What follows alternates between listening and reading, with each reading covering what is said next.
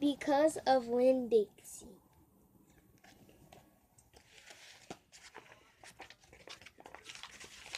Chapter 1.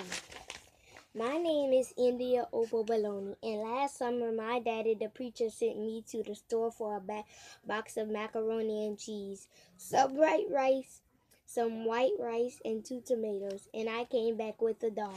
This is what happened. I walked into the produce section of the Winn-Dixie grocery store to pick out my 2 tomatoes, and I almost bumped right into the store manager.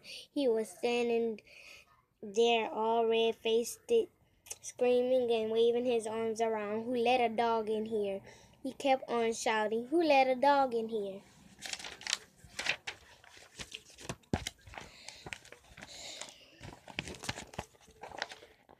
At first, I didn't see a dog.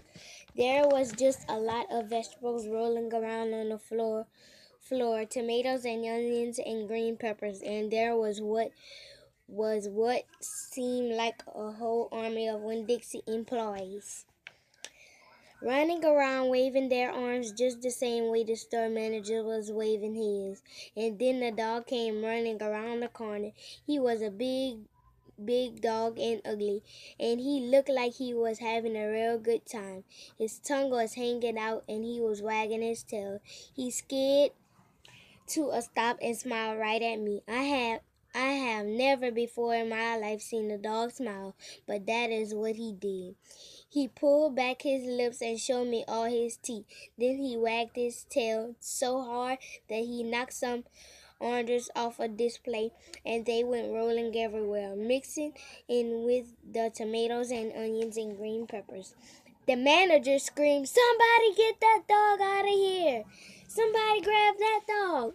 The dog went running over to the manager, wagging his tail and smiled. He stood up on his hind legs.